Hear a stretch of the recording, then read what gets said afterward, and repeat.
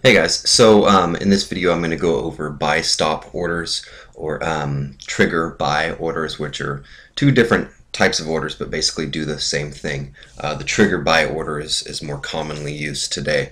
So I'll go over how to place the order as well as when and where to use that order. So basically a trigger buy or a buy stop order is really the exact opposite of a sell stop or a stop loss order. I went over that in a sell stop, a stop loss order. I went over that order in a previous video, so you can find out more details there. I'll quickly recap. A sell stop, we might have used a sell stop here at, let's say, the $500 level.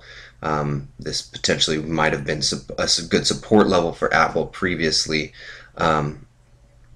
And if setting a stop loss order here at 500 would have automatically sold our position, and of course kept us from future losses. Basically the point, of course, is getting us out of the position before the stock has a breakout to the downside.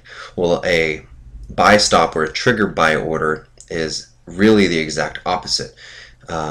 You want to use it to get into the position before a breakout to the upside. So I'm using Apple here. This is a good illustration.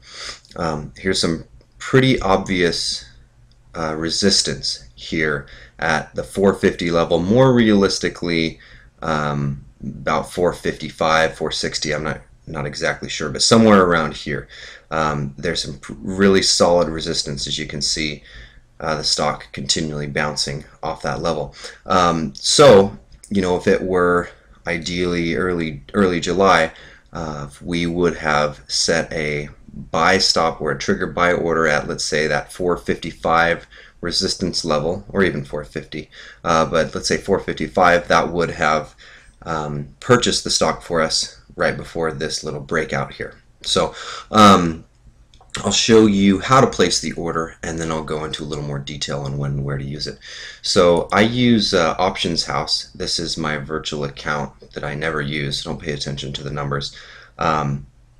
So here in Options House, I would want to set an advanced order, and I'm going to show you the trigger buy order. I don't think Options House does buy stop order. So I'll just show you the trigger buy order. So we'll just set this to buy at market. I'm going to say good till cancel. That depends on, obviously what you're doing.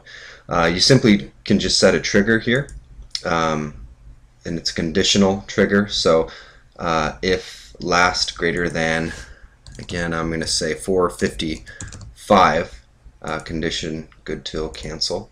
You can see that duration good till cancel. You can see the condition here. If Apple last price is greater than 455, then it's going to buy at whatever the market price is at that time, which is obviously going to be right around 455. So that's pretty much it as far as placing the order. So if it were early July and we would have placed that order, or even if it were sometime here in April, ideally, if we were really good, we would have wanted to place that order right above this level, so it didn't give us a false positive here. But either way, again, the point, getting us into that position as the stock then breaks out. And then once it has broken out, of course, this is, with this horizontal resistance here, this is generally going to be used as a more midterm, long-term kind of technique. And now as the stock is broken out, we might set a trailing stop, which I've shown in previous videos, or maybe at this consolidation level, we might set a stop loss. Whatever you decide to do, of course, it really depends on your time frame. And that's pretty much it as far as where and when to basically use that. When I personally use that trigger buy order, it's when I want to try and catch a stock or an ETF on its breakout.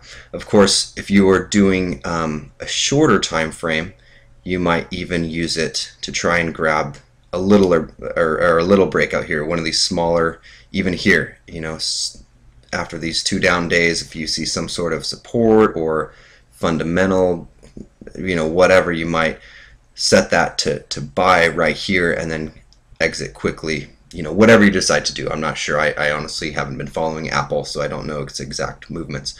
I'll show you another use of it actually here, just real fast. This is the SPY, the ETF, Spider ETF that tracks the S&P 500, along with its counterpart, the short S&P 500 ETF. So this basically does essentially the exact opposite of what SPY does. So I'm going to jump back over to SPY. If we were long SPY, we might, let's say maybe we have a trailing stop on the position, or we might set a stop loss order around here or around here. That way, if and when the ETF reverses, it'll save us from that downside there, and of course keep our gains, which is what we want to do.